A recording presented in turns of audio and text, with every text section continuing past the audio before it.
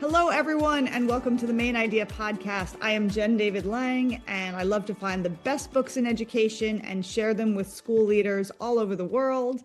Today, we're going to talk about one book that I have to say just knocked my socks off.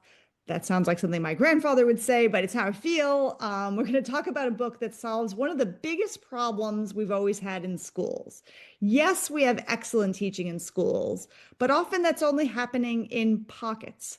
One teacher down the hall is rigorous, welcoming, boosts her student learning off the charts, but then in the classrooms to the left and to the right of her, there's much less of this type of success. So this book shows how schools can have more good teaching in more classrooms more of the time. That is consistently strong teaching across the school.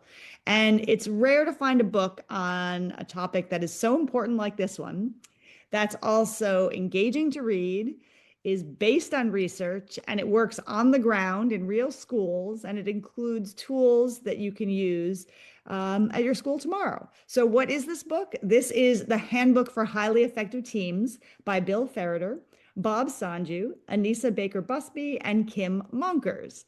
I already had Bob and Kim on for part one. So if you missed that, hit pause, go back and listen to that podcast first, because we talked about the beginning of the book, the first two parts. If you did hear that, then you know I'm completely smitten with teacher teams. I think they are the key to improving student learning and achievement. I also think teacher teams benefit the teachers as well, right? We're living in a time when educators are feeling very isolated, they're feeling beaten down, and there's nothing like coming together as a team with a clear goal and actually experiencing the success of meeting the learning needs of all of your students. Like, to me, that's collective teacher efficacy. According to John Hattie's research, nothing beats collective teacher efficacy when it comes to impacting student learning. And that's really, it's not something you can do. You can't build collective teacher efficacy if you don't have teachers working in teams. And that's what this book is going to do. It'll show you how to build teacher teams that are effective with tools, steps, templates, everything you need. So let's meet the three authors who are here today. Bob, Anisa, and Kim, would you briefly introduce yourselves for our listeners? Bob, go Absolutely. ahead. Sure. Yeah, my name is Bob Sonju. I'm a career educator of 38 years. 20 plus years of those have been in school and district administration. I've co-authored 7 books around this important work, and just excited to join you, Jen. Go ahead, Anisa. Thank you, Bob. Welcome. Hi, I'm Anisa Baker-Busby. I am coming to you guys with 25 years of experience. All of my experience have been in the elementary sector. I was a teacher, an assistant principal, a principal. And so I've had the opportunity to co-author this book with these wonderful co-authors here. And I've also had the opportunity to co-author a book with Nicole Dimich on the Handbook for Designing 5 around assessment practices. And I currently serve as an assistant professor at Fort Valley State, and I oversee the elementary and special education program for teacher prep. Wonderful, Anisa. Welcome to the show. I'm Kim. Thank you. Sorry, Anisa. I'm Kim Monkres. I'm heading into my 26th year of education. Classroom teacher. I taught English, and I have had varied experience in middle school and high school administration, including high school athletic director, and now I'm currently a principal at a high school in Utah. Fantastic. Well, Bob, Kim, Anisa, so glad to have some of the best minds in PLCs here, people who are also, just deeply experienced educators. So thank you. Thank you for spending the time. Anisa had to get through a storm to get here. So thank you for risking your life to talk to school leaders all over the world. So as you know from our last podcast, this excellent book outlines 4 essential roles that all highly effective teams play, and it's what distinguishes them. It's kind of the good to great for teams, right? The good groups compared to the highly effective teams. So there are these 4 essential roles, and we talked about the first 2 in the last podcast. Really go listen to that, but would one of you just share what are those first 2 roles that all highly effective teams play? Yeah, I'll take that part. The first 2 roles are, first of all, to build a common foundation and We talked about in the last podcast, but I'll just briefly go over it, that this sometimes is a commonly misstep, and that we just assume that we're professionals, that we're adults, and that we can just go ahead and dive into the work. This is really one of the most important parts of the work. This is where, as you mentioned earlier, that collective teacher efficacy really is built. It's built in the trust and in the ideas of how we work together through the good times and the not so good times, and to get through the barriers that we may face as teacher teams. And so it's just really important to get those norms out there, those collective commitments to each other, and build that foundation of how we're going to work as a team to get through the important work that we're setting up and getting ready to do. And the next role is to build shared clarity through the notion that we're going to go through our standards and we're going to identify the essential standards together. And so that it, again, for a student, that equity is there. It doesn't matter what teacher the student has, they're going to get exposed to grade level content and the best teaching practices through that shared vision of what we want students to know and be able to do. Thanks, Kim. So those two parts are essential. You can't jump into part three without one, as a team, having a strong, solid foundation, and two, agreeing upon the learning that all students will have. So go back and listen. But today we're going to focus first on the third part, is that all highly effective teams use assessments and data and use them well. So let's get into this third role. These days, most teams do seem to be doing some work, right, with data. So where do you see the problem here with teams that use data, but they're not seeing results, and then the highly effective team? What is the difference there? Yeah. So the term common formative assessment is pretty common in education right now. It's just assessing together, and for the most part, I think most teams of teachers will assess together in some fashion. But I think what separates highly effective teams from just that of groups is they do something with the results. It becomes actionable for them. They learn together from the data. I think groups. Ineffective groups or not as effective groups will look at data and will use it as simply a score in the book, or possibly even to compare teacher to teacher. But we suggest, we advocate a different way to look at data as a learning tool to figure out which students have met that proficiency that we defined as a team, which students need extra time of support. And then we really dive into, like, how did you teach that? Let's see the impact of your chosen strategy, what that had on student learning. And I think that's what separates groups from highly effective teams, is we use data as a tool to learn together, figuring out which strategies are landing and which ones aren't. So first is the creating, right? Creating that common formative assessment together, because that builds a little bit on the second role, because if you really understand what is the level of learning we want for all students, that's what enables you to build an assessment, right? But then, as what you're saying, Bob, is what you do with the results. So even in schools where teams are identifying, oh, this student needs extra help, this student has met standards, you go even further to have your teams learn from the data. Does anyone else want to add to that? I just want to add the timing of that as well. Just that we're not, I think you had asked, like, what do we see in schools that might be, an issue or a problem? And that would be just looking at the data. It's great that you're looking at the data as a teacher team, but is it too late? So really looking at that data in a timely manner. So not just, getting before unit knowledge and then getting end of unit knowledge, but getting that pre-unit assessment, that mid-unit assessment to see where students need some extra instruction and support before we get all the way to the end. And then, because once we've made it to the end, it's too late. That student, missed these essential parts, and we're a couple weeks down the road, or 4 or 5 days around the road, however that unit is set up. So I think the timing of gathering that data and having discussions about it is extremely important. I'm glad you mentioned that, Kim, because it's the timing, it's also the time. So if leaders are listening to this, certainly you have to make sure that your teams have time to do this work. And one of the protocols that they have in the book that you can use is about analyzing assessment results.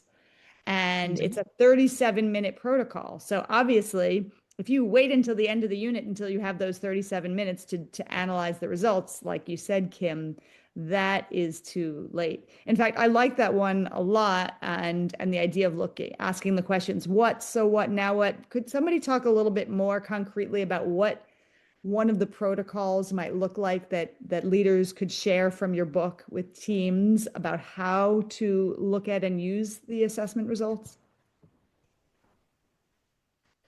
Bob, did you want to take that one, and then I'll piggyback off of it? Yeah, absolutely. And I think we've got two tools that are shared on pages 129 and 130. But the idea behind the tool is we want to take the emotion out of looking at our data together. And it's we believe that looking at our student data is one of the most vulnerable places that we as educators are going to be, because we want to look good with our colleagues, right? And so if my students' results don't measure up to my colleagues, data becomes emotional for us, and we start to get these strange conversations that sound like, well, I have more kids in my class, or I have, those two kids that just moved into my class. Those are all emotional responses to data. And I often will use this example, but have you ever taught something last year using a strategy and kids learned like crazy? You're like, where's the principal? Evaluate me right now because I'm crushing it. And then you use the same strategy next year and kids look at you like you're speaking another language, right? It doesn't mean that you were excellent last year and just not very good this year. It just means the strategy landed last year and the strategy didn't land this year. So we really shouldn't be comparing teacher to teacher, because that really gets that emotional response to data. Instead, we really want to examine and learn together, okay, what's working? How did you teach it? And let's see how kids responded to that. Because if we start comparing teacher to teacher, like the great philosopher Ricky Bobby said, if you're not first, you're last, right? And when we start to compare, we get that emotional response. We start to rank teachers, and that's not what this is about. When we look at data together, it's to take the emotion out of it and use it as a learning tool. So on pages 129 and 130, there's just two tools to help guide the conversations with the team, to take the emotion out of it and instead use it as a tool for learning.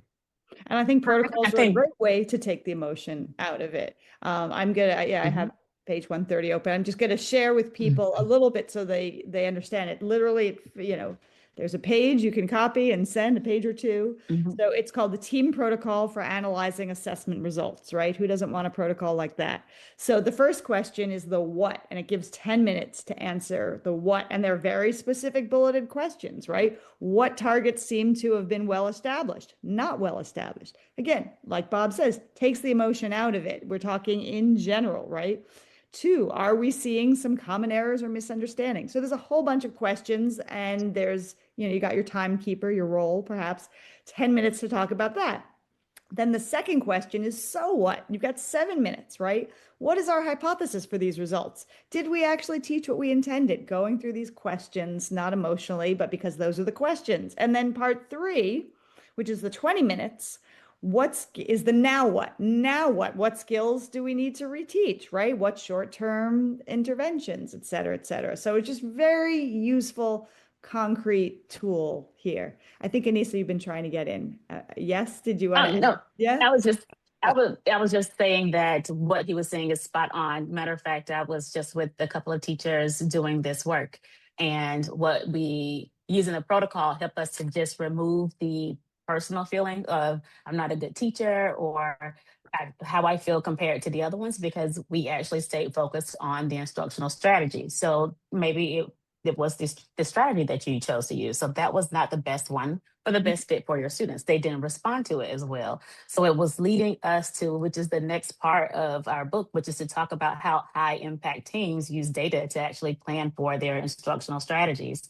and how they discuss those high yield strategies or those impactful strategies to use with their students, but they do it together and they also practice those strategies. And so it actually helps with the now what after we've discussed our data to say, hey, so what are we going to do now? We have to plan a response, but we also get a chance to talk about the instructional strategy that we're going to use when we are providing interventions or extensions to our students. And it's also, if we do this work on the front end, when we start discussing instructional strategies, we also talk about what's the best instructional strategy to use the first time in tier one, which is the preventive instructional setting for that. So we really want tier one to be our strongest delivery of instruction. So we discuss high impact instructional strategies on the front end and on the end when we're responding to our data. I want to pause on that. I want to linger on the instructional strategies piece you're talking about, Anisa, and wait for a moment on the interventions and extensions, but just talk about the strategies we use. There was something you highlighted in the book about using the results of the common formative assessments to determine which strategies we should keep and which ones we shouldn't. And I want to backtrack a little bit because you made this point, which I found very useful, which is that as a team, we want to have common priority standards or essential standards. We want to have common units. We want to have common formative assessments. But then where's the professional, right? In the professional learning community, the autonomy is in the strategies. And if you look at most work about motivation, like Dan Pink's book, Drive, and his and other ideas, Deci and Ryan, part of what motivates teachers is having a degree of autonomy.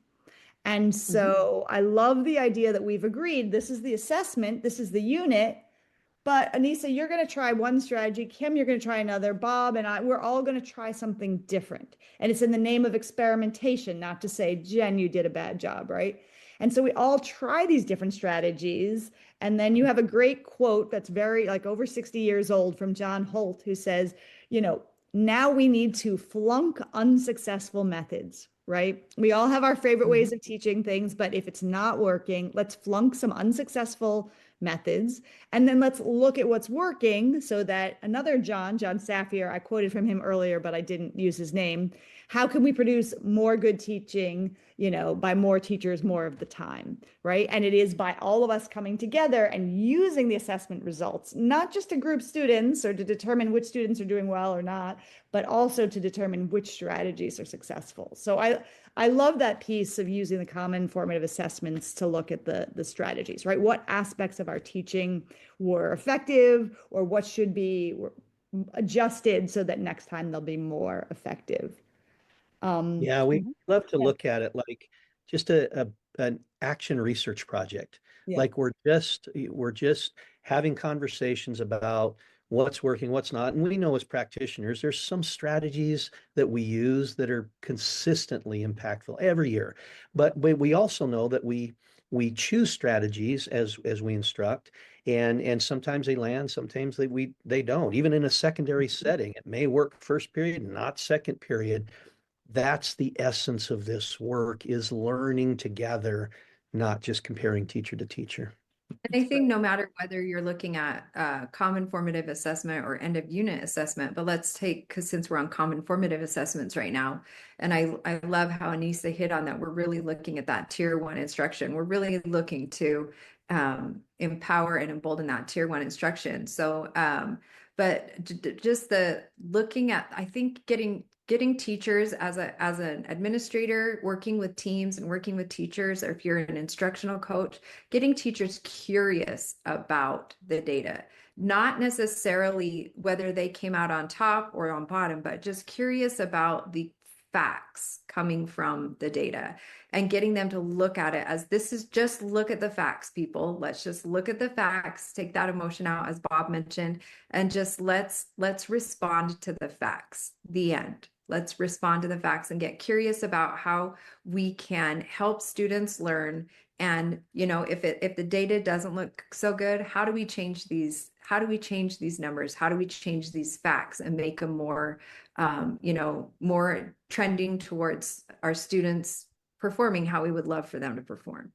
And let's use that to transition to the students, because the other thing that I love is that in the third part of this book, you say that highly effective teams don't just use common formative assessments to look at ourselves, but we also use common formative assessments to help students better understand our expectations and learn how to monitor their own learning. So could you say something about how do teams use assessments in that way?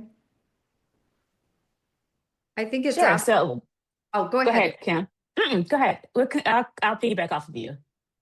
I just think it's essential for students to be able to see their growth and their success. And I don't think it should be kept, it shouldn't be a secret what we want them to learn and what success looks like. And that's mentioned a little Right. earlier in the book, that success criteria. Mm-hmm. And just really setting students up for success. It's not a secret. Here's the target, and this is something I want you to hit, and I'm here to help guide you to hit that target. And here are some strategies to help you hit that target.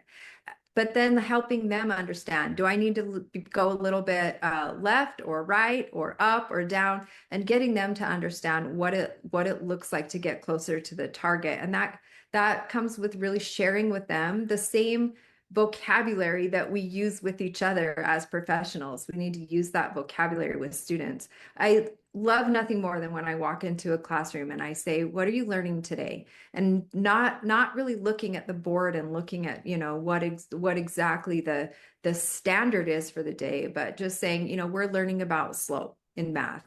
Well, that's great, and then why are you learning it? Or sometimes I call a student in, sounds like you're really struggling in math. How can I help you? Well, I'm really struggling with concept 3.2, and I know what I need to do. I know that I need to work on this CFA. I know I have a meeting set with my teacher. They're going to reteach me this part. And when they are using some vocabulary that I know that we as educators, professionals are using, I'm just like, my heart is bursting, because that means that we're having these conversations with students about their learning. And I think that's just critical to bring them into their learning process. Did you want to add to that, Anisa? Yes, so I was just going to add on to that about sharing the success criteria with our students. And so that is really what Kim is talking about, students being able to own their learning and say, this is what I'm learning today. And they're using the language to actually explain or to tell what does it look like when they have met proficiency of their standard. So we really talk about in the book, when we're talking about the success criteria, we want students to know, how do I know if I have learned it? And so they're really explaining or describing what they must be able to know and do in order for them to be successful. So we talk about how teams develop the learning intentions, and then we develop the success criteria. The other part is making sure that we share it with our students so that we can invite them to be partners in their learning. They own it, and that helps them to be able to track where they are. It helps them to be able to tell where they're going, and it also helps them to be able to predict how they're going to close the gap. So they'll be able to tell all of those things when you're talking to them, because they own the process of learning. And in addition to the success criteria, I'm glad that you outlined that, Anisa. I also like that the book shares that teams should come together to create student work exemplars.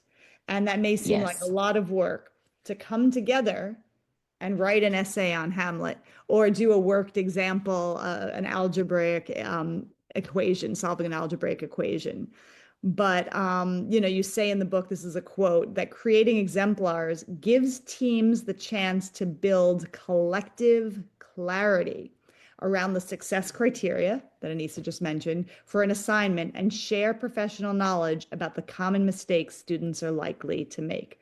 Build collective clarity. That's part of what all of this work that the team is doing together is, to build collective clarity of what students should be learning and whether they're meeting those. I'm gonna move to the fourth one. Go ahead, Bob. You want to jump in before? Yeah. Yeah. I just want to make a connection. In the last podcast, we talked about this, but Action Step 2.1, when we start to talk about essential learnings, standard and skills and different things, we also talk about defining what success looks like. And at Action 2.1, so this connects all the way through. We assess those things, and then we provide exemplars. We make learning visible for kids. It all traces back to that Action 2.1. So brings it all together. Thank you, Bob. I appreciate it. Well, so we're moving to the fourth part of the book, And again, you have to do the first three before you do the fourth one. You've got to build a foundation, number one. Two, you have to outline what is learning going to look like for all of our students. Three, you've got to effectively use assessments and data. And then what do you do when students don't learn, right? No matter what we do as teachers, even if you have the most amazing collaborative team, there are going to be some students who don't learn, and there are going to be some students who have already learned it or learned it more quickly. So how do effective teams respond? So I think you started to get into that, Anisa, when you were talking about interventions and extensions. So could you talk a little bit about, first of all, why is it the team's responsibility, right? Aren't those just support people supposed to help with kids who don't learn it the first time? Why is it the team's responsibility? Well, I am just going to make sure I clarify this, that teacher teams are responsible for delivering tier one instruction, which we call core. And so you have to provide interventions to your students during core instruction, because when you're delivering it, you're going to have students who may not have learned the first time that you taught it. So we have an obligation to respond to our students, to provide interventions to them within tier one when they're not responding. And when they have learned, prepare for extension. So that's a way for us to make sure that we're responding to the assessment. So the mid-unit common formative assessments, we talk about that whenever you provide or give an assessment, you have to plan a response. So if we're teaching the unit, mid-unit, when we give that common formative assessment, while we're teaching tier one, we have to respond immediately. So that means we're providing interventions during tier one. When the unit is over and we have given the end of the unit assessment, we have to analyze and plan a response. So that's going to be our core and core plus more. So that will be the interventions and the extensions that we plan for tier two. So that's going to be the work of our teacher teams. Our teacher teams are responsible for providing the core instruction, which is the preventive tier one. And then we're responsible for responding to our students for tier two when they have not yet met the standards. So that's the work of the collaborative team, for us to deliver the core and the core plus more and the tier one and tier two support.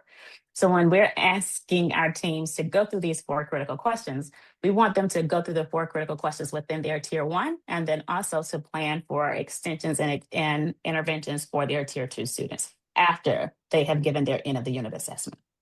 I appreciate that distinction between during the unit and after the unit. So yes, in talking about the team being responsible for responding during the unit, you have on page 181 there are a number of different schedules, different scheduling ways to plan time for intervention within the unit, during the unit.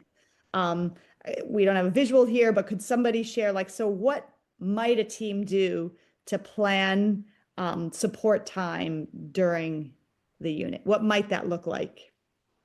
I think it's a strategy that you use within your teacher collaborative time. We mentioned the different roles, a timekeeper and so on and so forth, that it's essential for teams to understand that if we don't build the time to hold interventions and to plan our interventions, it won't happen. So we have to we get in that trap again of that scope and sequence and that time. I got to cover all the things, so I don't really have time to stop. I'm just going to keep going and going and going, and everybody's got to keep up. That's just can't be the case anymore. We have to take the time to stop, and we have to make sure the students are coming along with us. Are they where they need to be? Have they hit the targets that we wanted them to hit? Have they learned what we need them to learn? And we have to plan, as Anisa mentioned, what does that look like if they don't? And what are our strategies? And when are we going to look at the data so that we can identify the students? And then when are we going to actually reteach these students, when and how? And that's just something that you get masterful at as you get going, but you have to have a starting point, and it has to be planned, or else everybody just becomes too busy and it becomes an afterthought. Yes, I love that. I'm going to add on to that. Go ahead, Anisa. Yeah. Yeah, I'm going to add on to that, because the other part is the intentionality of it. So as Kim was just saying, we get busy. As teachers, we have so much on our plate. So starting with planning out, hey, when are we going to administer this common formative assessment? And we put a date on the calendar. When are we going to sit down and analyze the data? We put a date on the calendar. And when and how are we going to respond? Are we regrouping students? Are we going to respond in our classroom? If it's mid-unit, we might want to keep our kids so that we don't lose time shuffling or moving them around. If it's after the unit, we may want to share our students so that we could capitalize on the expertise of each person and the strategy that they use, because your most knowledgeable person should work with your neediest students. So we have to intentionally plan for that. Like, the schedule has to be intentional, and we know what gets monitored gets done. So that way we can keep up with it happening, because of course we'll get too busy. We will intend to respond, but we may not. The other part of that is having a master schedule that prioritizes this work. So teachers should never have to wonder or guess, when am I going to find time to respond to my students?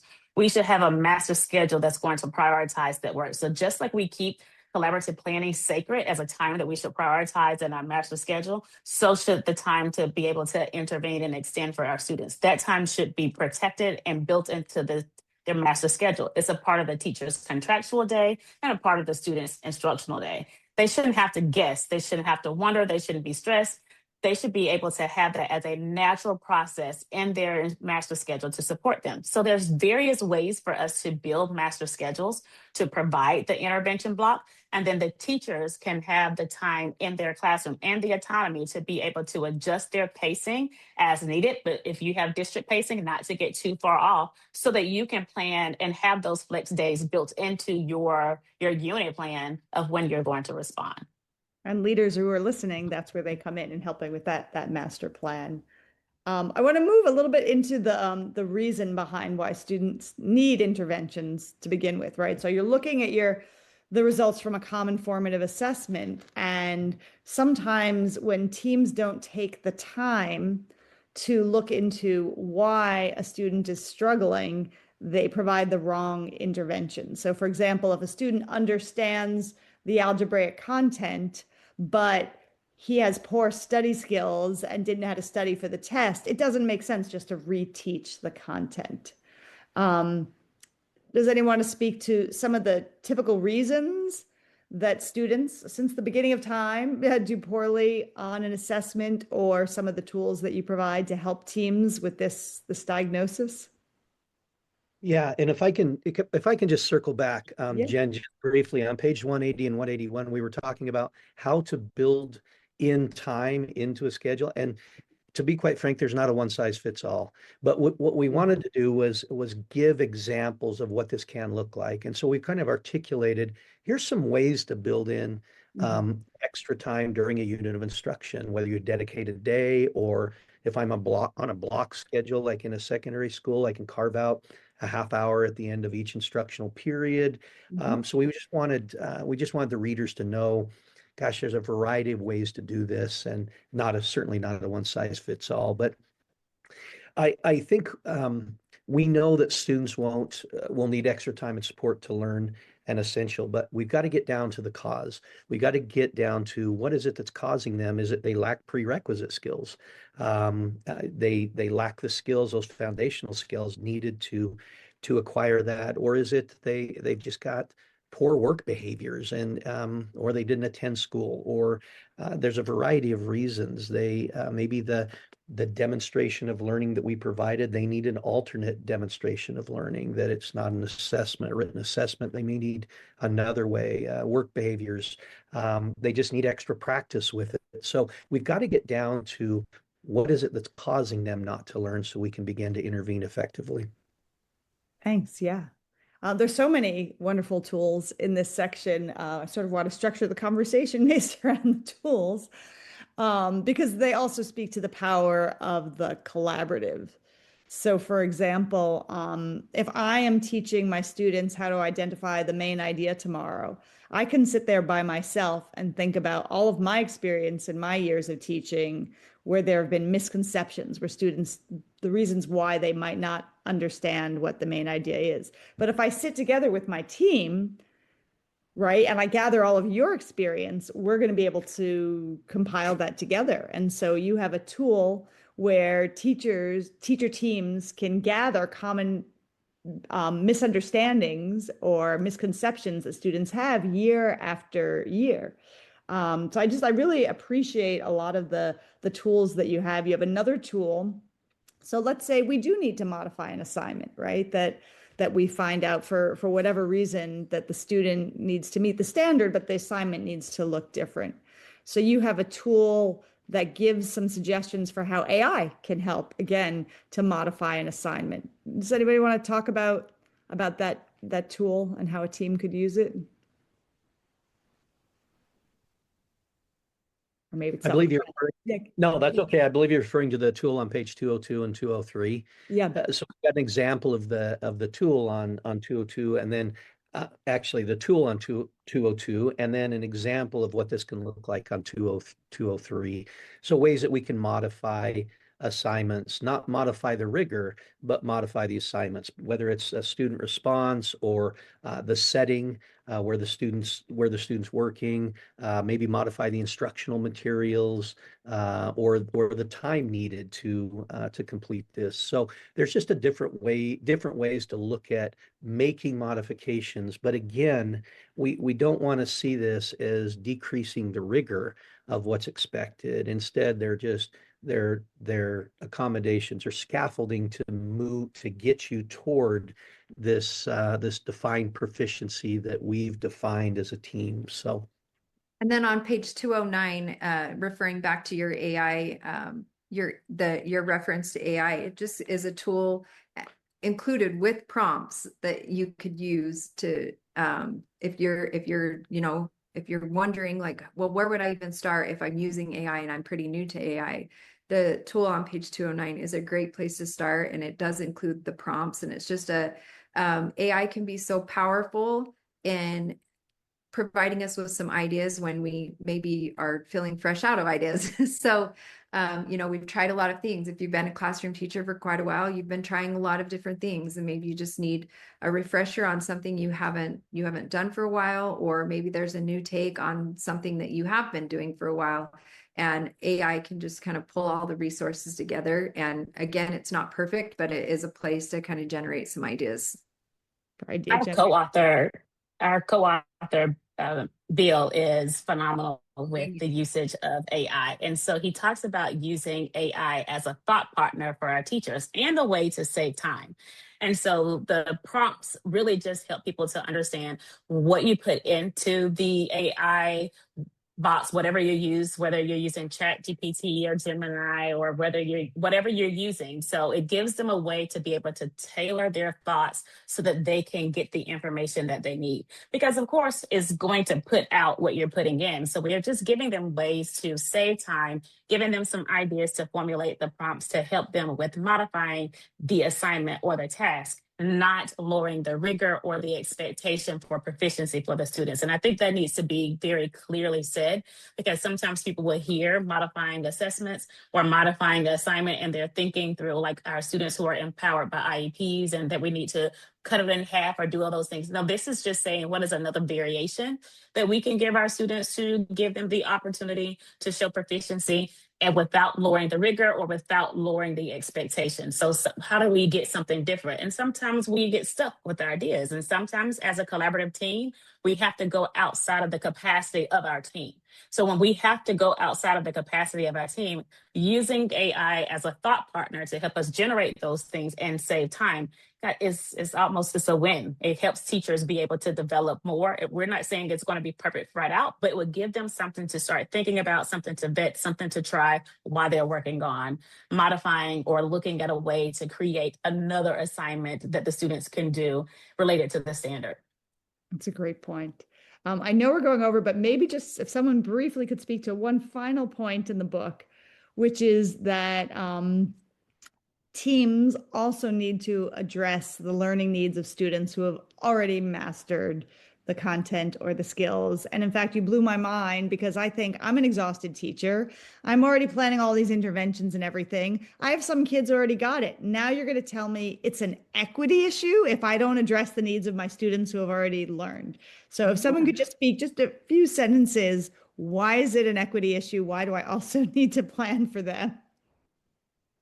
I'll speak very quickly, and Bob, you guys can jump in. Part of being a PLC is to ensure high levels of learning for all students, and we consider that to be grade level plus. So when we have students who have already demonstrated mastery, we have a moral obligation to ensure that we are extending the learning for those students. If we have to think about a group of students that will get left out, it will be those students who are already achievers. And that's why if you look at the color visual that we have to show how to answer the 4 critical questions, visually, you will see question 3 and 4 are side by side. It's to show that it is not a hierarchy, that simultaneously that we need to dedicate as much time to the students who have not learned to the same amount of time to the students who have, because that's how we ensure high levels of learning for all and not for some.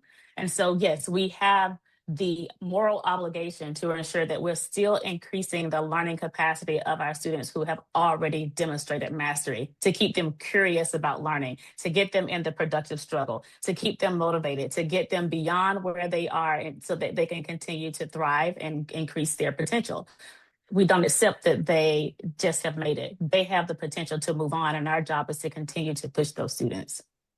Well, I'm going to end with that. Go ahead, Bob. Yeah. Yeah, I was going to say, when we talk about extra time and support, this is exactly what we're talking about. These students that already know it, we've got to deepen their learning as well. And it can't be, here's 4 more worksheets or here's 2 more novels to read. We've got to deepen their learning in these absolutely essentials and challenge their thinking as well.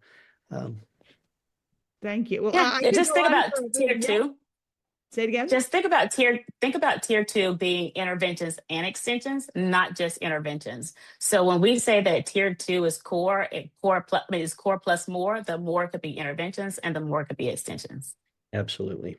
So when I listen to you all, I get super excited. I want to work on improving teams. But for somebody listening who's now completely overwhelmed, this podcast and the previous one, if someone could share one first step after you turn off this podcast, what is one first step for a leader that you would suggest?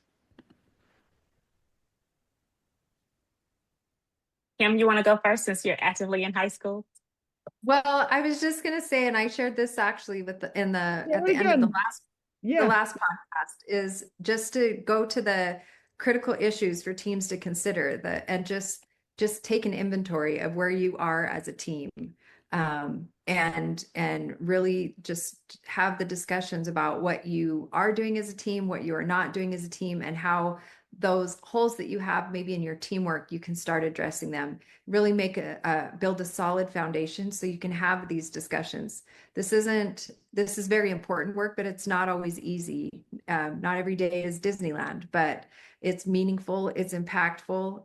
If you like Disneyland, it's meaningful, it's impactful. It makes such a difference in our teachers' lives and our students' lives if you're really putting in the time and the effort, going through the important parts of this book. And I think that tool, the critical issues for team consideration, is just a great start to figure out what you have in place and what you don't have in place. I think that's a perfect thing to start with the self-assessment, right? Because it's part of, professional learning should be differentiated, right? So if teams already have some of these skills, PLCs have been around for a while, start with, what they need. And you might have different teams in your school who are in different places. So that's a wonderful suggestion. Thank you. For those people who are loving this whole conversation and want one more resource on this topic of highly effective teams, would someone share where should they go for someone who wants more other than your book? Well, you could definitely bring us in. So you could go to solutiontree.com and request for us to come in to work with your teachers and teacher teams, as well as your district. We would love to come in and help support you guys do this work, because we are passionate practitioners who want to ensure that learning is required, and so is collaboration, so that we can ensure high levels of learning for all students. Great. And I will ask you for all of your, where people can learn more about the 3 of you and your work. I'll put that in the show notes.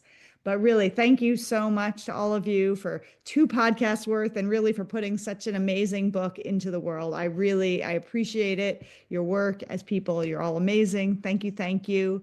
To people who are listening, thank you for taking the time. You're busy. And if you are supporting teams, I hope you will get this book for your team, share the podcast with your teams, with other leaders. And I will be back soon Until then, learn more, lead better, and thanks again, everyone. Thank you, Jen. Thank you. Thank you.